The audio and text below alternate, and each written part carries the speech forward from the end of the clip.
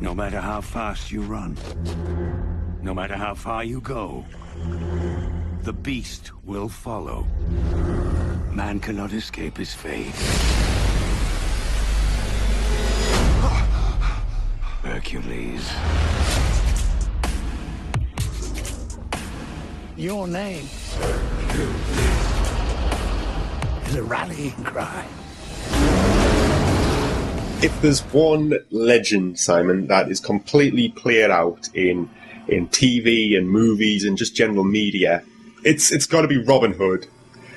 Yeah. But if it's not Robin Hood, I think Hercules is close second to that. I probably agree. The difference is that I'm not sick of Robin Hood yet.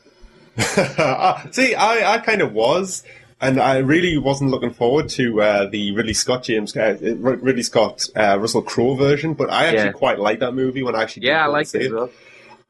But Hercules, man, god damn, we didn't need another movie or another Hercules story. I mean, when Disney starts doing it, it's probably time to call it a day. And god, I don't know, man. So we got a new film, Hercules, starring Dwayne Johnson, or I will forever know him as just The Rock, directed by Brett Ratner. And that's pretty much probably going to tell you everything you need to know about this movie. Brett Ratner of X-Men 3 and Rush Hour 3 fame. To be fair to Brett Ratner, he gets a lot of shit for X-Men 3, but he was like he was a replacement director. Yeah. I'm not saying he's good. I gather that he salvaged the film and came up with that. We could have had something much worse. I think, to his credit, the things that are wrong with that movie are probably not his doing. Yeah. But that doesn't really excuse him from this film. So Hercules is basically it's kind of like it's a unique reimagining of the legend of Hercules, and it stars The Rock. And if there was a man you could see being like the super strong son of Zeus, The Rock's probably the best fit in Hollywood at the moment. That guy he gets bigger with every film. It's fucking ridiculous. Is he bigger in this than G.I. Joe? Probably. It's hard to tell because it's just like he's just so abstract. He's such a cartoon character in this. He's got like long hair and a big beard, and he's just the epitome of like manliness. It's ridiculous, but oh man, it's a reimagining, and basically what it does is the film kind of opens up telling you the legend of Hercules' 12 labours. The film says it's 12 labours. I thought it was 10. I couldn't possibly tell you. No, my dad's a very good Greek legends expert. I'll have to ask him. I was under the impression it was 10, but this film says it's 12, although it only covers like 3 of them. Right. So like the opening of this film is basically Hercules slaying these like mythical monsters to do his 12 labours. So it shows you him fighting the Hydra. It shows you him fighting the Numidian lion. I think that's what it's called. It's a big giant lion with like a hide so thick nothing can penetrate it. And what else does he fight? This giant boar, in which he just like smashes over the head of the club. Basically, the shit you see in the trailer is with these mythical creatures is exactly the length they are in the film. The trailer shows you everything about these mythical creatures, and basically what the film the kind of unique selling point of this particular take on Hercules is that the legends are exactly that. The legends about this person who is more or less a mercenary. He's not really, he's not really the son of Zeus or the half son of Zeus or anything like that. He's just a very skilled mercenary, and he didn't actually fight these monsters because they don't exist. They're just kind of like there's different excuses for things like the Numidian lion. It never actually explains why, like if that was true or not, but it kind of hints that it wasn't true. And he wears the Numidian lion's kind of pelt as his like battle gear because it's impenetrable. Whereas that's a load of shit. It's just a lion's pelt, and he's just like skilled, so he never gets hit. It goes to like so far as to explain the Hydra was actually a group of bandits who wear like dragon masks and scare villagers. And it basically goes to say that dispel all the mysticism of like the myth and say, no, he's just a mercenary.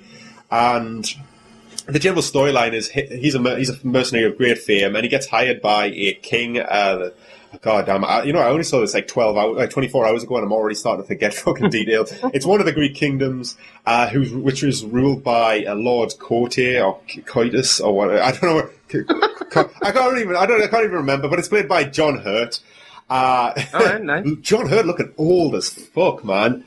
Yeah, he was looking old as fucking Doctor Who last Christmas. Yeah, he looks really old. But basically, he's this lord, and his particular district of Greece is kind of downtrodden. And in the Civil War, this bandit leader or this rebel has started raping and pillaging across his kingdom. Is it Thessalonia or Thebes or somewhere? I can't fucking remember.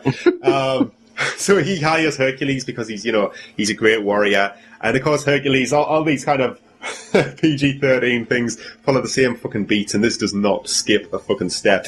Like, Hercules is like the charming, great leader, and he's got his like band of merry men with him. And to be honest, his band of merry men's like a weird mix of people. Like, you've got Ian McShane.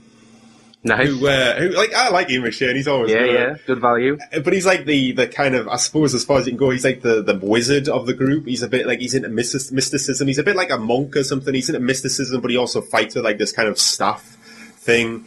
And he apparently he can see visions, and he's always like saying, "Oh, I know exactly when I'm going to die." And that's like a running joke in the film because Hercules is always kind of saving him, and he's like, "Hey, you're spoiling my moment," and that's funny for the first time, but then it wears thin. But on top of that, you got like Rufus Sewell, who you rarely ever see these days, especially in kind of secondary roles. He's usually a bad guy or the main character in like a TV show. But he's like Hercules' oldest friend, and he's kind of like this like kind of assassin who uses knives and throwing knives and stuff. Then you got a guy called Askell Henny, who isn't a well-known actor. I think he's North European, Norwegian, or something along the lines of that. But he's probably most well-known over in this country for the film Headhunters. Yeah, I don't know if you saw that, but that's also Nikolai Coster-Waldau. It's what? Yes, I think Nesbitt in it. Yeah. No, hold on. No, it was I'm sure it's a Norwegian film, but it starred Nikolai Coster-Waldau, who plays Jaime Lannister in Game of Thrones. Nice. And it's a really good film. I'd check it out. It's like about this. He's a banker or something who's an art thief, and he crosses the wrong man, and it goes really bad for him. Headhunters is a much better film than Hercules. So go and watch that instead. But he plays this kind of guy who's like taught, like he was the lone survivor of a massacre as a child, and he's more man than beast. He's more beast than man now, and he's Hercules looks after him, and he's like his most loyal warrior, but he never speaks. And like they kind of hint towards this like what could have been interesting backstory to this character, and then they just drop it there and then he's just this weird guy who hovers around in the background from there on in. And you've also got the fucking token woman, played by a woman called Ingrid Bolso-Berdal, who is pretty much just fucking Nicole Kidman light. She looks so much like Nicole Kidman, it was ridiculous. What's her name? Ingrid Bolso-Berdal, I think. I don't know much about her. I've not really seen her or anything else, but it took me ages. I was thinking, no, that can't be Nicole Kidman. Nicole Kidman would do a film like that. Look like her. She's ridiculous. Anyway, there's a few more people, but you've got it's basically about Hercules helping fucking John Hurt reclaim his kingdom. And obviously there's a few twists and turns that goes on, but it's so kind of it's so fucking like typical, and is like there's no originality here. It's awful. It's just, oh god, yeah. This the thing about this film, right? It seems like it was made for like 13-year-old boys who will like lap this shit up. In fact, the screening I went to see of Hercules was a lot busier than both screenings combined of Guardians of the Galaxy I saw over the weekend.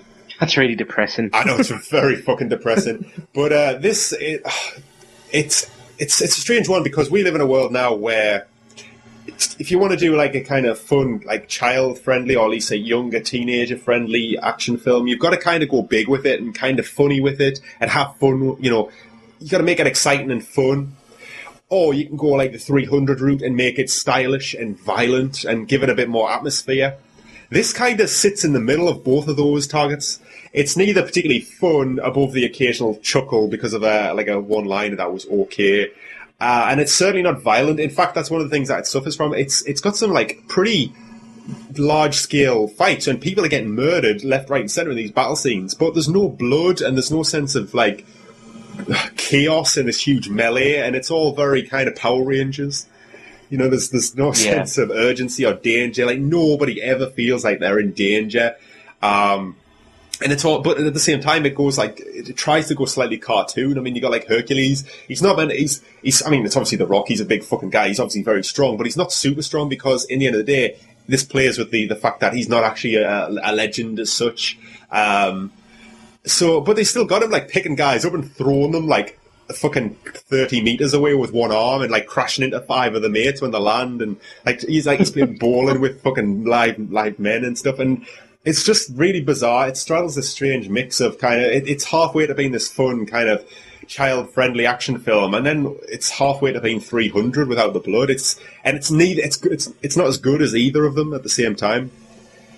So I don't really know what they were going for. I always find that a lot of these PG-13 films sort of get muddled around because it's hard for them to both, keep to the rating, but then tell the story they want to tell, and you end up in this sort of mucky water where nothing really gels. Yeah, and that's exactly what you have here. It's this kind of, the thing is, they could have made this a lot better if the script was punchier, and they didn't just throw so much shit into it. Like, it just feels so kind of cramped with plots that says, "Oh, this would be a good idea for a plot," and then never moves it past that introductory scene. It's ridiculous, and like the villains are so bad in this. It's just ridiculous. Like the main villain, I can't even remember what he's called. I'm trying to think now. He's called Rhesus, and he's like this warlord who's raping and pillaging. He's such a bad character. Like he's like not fleshed out at all, and he features so fucking lightly on screen. And the thing is, it's not only does he not have very much screen time, but when he does have screen time, he's not very good. Like I don't know who plays him, but he's got no presence. He's just like the scowling bad guy in a helmet. Really, it's hard to go beyond that. And like nobody's motives go past anything other than cartoon villainy or cartoon heroism. And the film itself seems to be confused. Like, as I say, it plays with the fact that Hercules is in fact just a mercenary. But as the film goes on, it actually starts to bring back in the possibility, is Hercules actually, does he live up to the legend? And is he possibly the son of Zeus? Who knows? We'll leave that to the sequel if this makes money. And it doesn't seem to know what the fuck it wants to do, really. Yeah. Oh, God, yeah. And you know what? The Rock, I love The Rock, but he's not, like, the script's so poor here that he doesn't really have anything to say. Like, like everything about this, like the plot ticks boxes in such kind of obvious ways. The fucking script does as well. Like, this is a 12A, so you're allowed one fuck in the script. And it arrives right on time, and it's not particularly like effectively used. Like there's this kind of running thing in the early sections of the film where the bad guy Rhesus, he can cast spells and he has monsters and stuff working for him, and it builds him up to be like a dark sorcerer, and nothing like that fucking comes about because it's just lame because obviously they don't have the budget. But one of the things is that he's got Centaur working for him, and it always there's like this big thing that builds up to a huge battle with Centaur, and it's such an anticlimax. But there's a bit where The Rock basically floors one of these centaurs, and he's just like, he turns to the camera and pretty much looks at the camera and just like, fucking centaurs. And I was like, oh God, that was the best use of the fuck you could get. Jesus Christ. So it doesn't sound like you had the best time with this one then. No, I was sitting there here watching. I went last night and I did a double feature. So I was going to see this and then I was going to see Guardians of the Galaxy straight after. And I was sitting there just going, God damn, I want to see Guardians of the Galaxy. Why am I wasting my time with this? I just couldn't wait for it to be over. It's not even on a long time. It's only on like an hour and 40 minutes, but it's quite, like, I reckon most films these days we're clocking in at least 2 hours, so that is quite short for the norm at the minute. It doesn't really outstay its welcome. It's just, like, it never really makes itself welcome in the first place. I've got to say, though, I must admit, when it started off, I was really bored. I was thinking, oh my God, these are such cookie-cutter characters, such a cookie-cutter plot. I don't give a shit about any of this. But at least when the fighting started, it got a little better. It wasn't like... Yeah. It wasn't terrible. I mean, I'm painting a really negative picture of this. It wasn't a terrible film. It wasn't particularly good either, but it's certainly watchable. It's the type of film you could certainly watch on TV or something when it comes on. I certainly wouldn't recommend going buying it. But it's the type of film you could rent or watch on Netflix or watch on TV, and you could have a decent time with it. It's okay, it's not offensively bad. It just doesn't really do anything new or exciting, and kind of squanders the people that are in there. I mean, Rufus Sewell's a pretty cool actor, and he's just like, I love him. Yeah. There was two things I could have seen him doing. I thought he was either like, I thought he could have been like the villain, you know, the guy who betrays Hercules, or the kind of reluctant kind of, I'm your best friend, I'll stick with you to the end. And lo and behold, certainly one of those things come true. Right. Because I was thinking, like, he usually plays a bad guy in movies. Yeah. And it's one of them kind of like actors that gets cast and you know exactly like the twist that's going to happen just because of the actor who it is. He's kind of like the bad guy on Olympus Has Fallen. The Korean actor. I can't remember the guy's name, but as soon as I saw him in that, I knew. But one thing as well is all the CGI effects in this are horrible. Like, all the mythical creatures look fake as shit. It's awful. He just looks like he's fighting he's fighting cartoons or fighting video game bosses. Not that there's much fighting towards them, because I say you watch the trailer that kind of recounts the legend of Hercules. You've seen all the mythical beast fights in this. This isn't Wrath of the Titans. And while I criticise Wrath of the Titans for kind of throwing, I've never seen Wrath of the Titans. Sorry, Clash of the Titans. I criticise that for throwing CGI at the screen and hoping it stuck. I kind of wish this had done a bit more of that, because at least there would have been a bit more spectacle. They even use fucking horrible cartoon wolves at one point. Like, I'm not even talking about like dire wolves or giant wolves or even Cerberus, the big fucking dog. Just fucking wolves. And they say, oh, you know what, let's make them CGI. And they look like the one out the beginning of 300 where it shows you Leonidas growing up and he has to fight the wolf. Well, really stylized cartoon. They look in a real world. Yeah, like the direwolves in Game of Thrones make them look like shit. I mean, Christ, when TV special effects are much better than a kind of big budget film, it's saying something. They're just not good, and yeah, God, it's so by and by. I think this is the type of thing that young teenagers, older kids, boys, not really girls, not really much for girls, the younger girls here, but like, I don't know, anywhere between 10 and 13, I think kids will have a good time with it. And it's not so bad that parents will hate every minute of it. You might roll your eyes. Hell, some people might enjoy it because, you know, it's okay. It has a bit of a sense of fun. It just could have gone further with it. But it's hard to really recommend it. For coming from like somebody, you know, who just wants to go and see a good movie regardless of what it is, it's hard to recommend it. Yeah. So, you know, I think this hovers between 2 and 3 stars, but I'm going to go down to give it 2 because I don't know. I think The Rock's proven himself to be a much better leading man, or just a much better presence in movies before. Yeah, you expect more from him. Yeah, I do now, and I think it was largely down probably to the script and maybe the bit of the direction. Coming back to Brett Ratner, I can't remember what we gave G.I. Joe, but he carried that film, and we enjoyed his part in it. So. G.I. Joe was more fun. Yeah, you're expecting at least a similar sort of deal here. I think we might give that 2 stars. I can't remember. I think we might have. That's why I enjoyed G.I. Joe more than this because at least we had fun, like talking about it and making fun of it and like kind of appreciating how silly it was. Whereas this, maybe it's because I've seen it by myself and you haven't seen it. I don't know, but nobody seemed to having a particularly great time with it in the cinema. In fact, I love when you walk out of the cinema and you kind of overhear what other people are saying. Yeah. And there was 2 lads behind me, and their first thing was, well, that was a bit shit, wasn't it? I was thinking, good for you lads, you stuck with it. Doesn't matter if it was shit, you stuck with it. So yeah, I'd probably give this 2 stars. I think if you were a 10 to 13-year-old boy, you'd probably bump this up to 3. Or if you had kids who were that age, you maybe bump it up to 3 because at least they had a good time, and that probably makes you enjoy it a little bit more. But man, I expected more from to be honest, I didn't really expect anything from this. I was kind of hoping that it would be better than this, but I didn't really expect anything. And you remember that I was disappointed. I was disappointed that it didn't fucking beat my expectations. Apart from like The Rock's character being a bit less sort of charismatic or whatever than we expected, your review seems to have got my expectations spot on.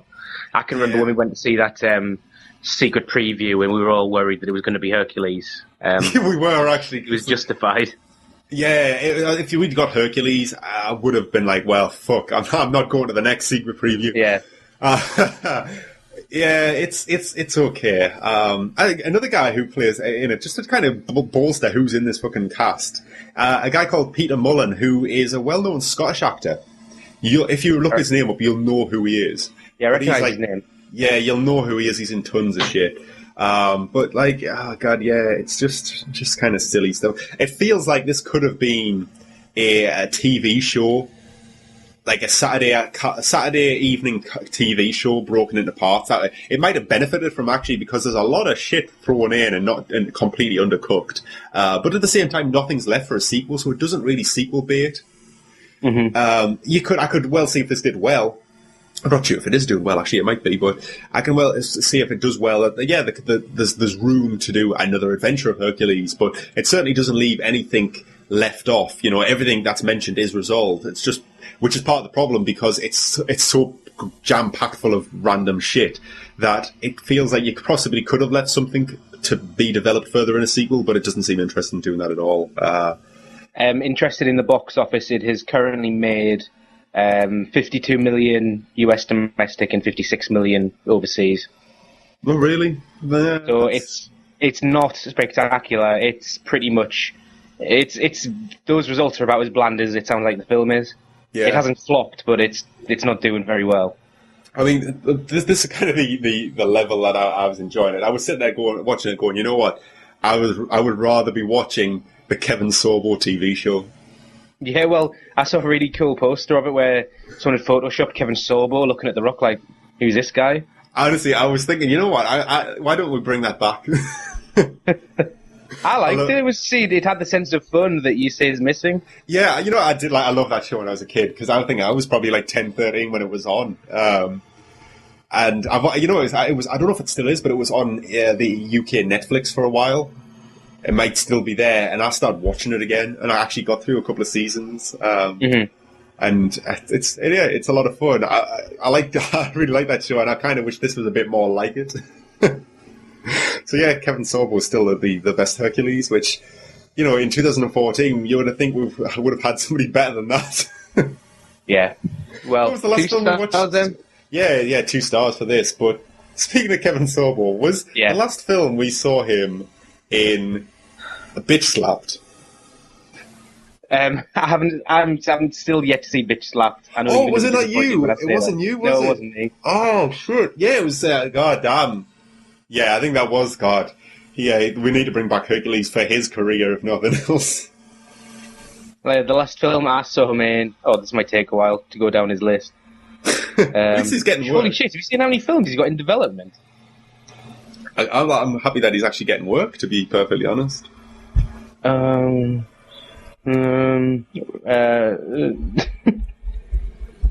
damn. Is it actually just Hercules? Apartment 23.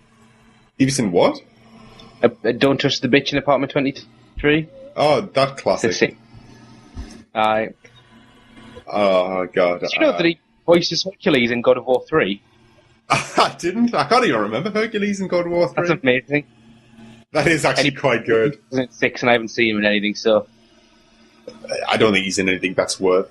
Andromeda, there we go. That's the last thing I've seen of it. Fucking hell. When was that on, though? 2000 2005. God, I'm surprised that lasted that long. I know. Jesus Christ. God damn, Bitch Slapped is actually older than God of War 3. I gather that you want to tell everyone to recommend Bitch Slapped. Quality film is from Bitch Slapped, fucking hell, man. That's amazing how we jump from Hercules to Bitch Slapped. It's like fucking 20 degrees here. Yeah, Bitch Slapped is about... it's a terrible B-movie that it shoots all on location in the desert and then uses CGI to fill in like all the other locations. Like, it uses CGI to film in a multi-story car park.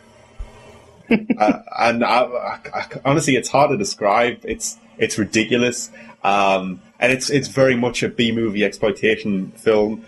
So much so that they just kind of break out random bits of gratuitous nudity every so often. Like there's just a bit where like 3 porn stars, the main characters or something. I don't think they're porn stars. Maybe they are. I don't know. It wouldn't surprise me, quite frankly. But there's bits where they're just like hey, let's just have a wet t-shirt competition. I'm sure that's not how it goes in the script, but it pretty much equates to them all just getting the hose out and hosing each other down in the desert. And then there's another bit where two of them start just like proper going at each other and having this like really, really steamy lesbian scene and everything. And I don't really know why this is in here. It's just it's a fucking bizarre film. That was on Netflix. I don't know if it still is, but it's worth checking out. Where the box office details for Bitch Slap? Have you actually got them? Yeah. Production budget non-applicable. I can see that, yeah. And then it made lifetime gross domestic USA was $17,000. I'm impressed. Holy shit! Look, you're talking about Kevin Sorbo in this. Fucking Lucy Lawless is in it as well. Yeah. Jesus Christ! Right? Yeah. I'd recommend it. You need to bolster it above 17,000. It made 182,000 international. Did it really? Yeah. God damn. And still, I had more fun with Bitch Slap than I probably did with Hercules. Well, I've had more fun talking about it with you just now. Yeah, it's great. So yeah, Hercules, not really a recommendation, but I think young boys will like it. So I'll give it 2 stars. Go and see take your boys to see Bitch Slap instead. We will die for you. Have faith in yourself. Now, tell me,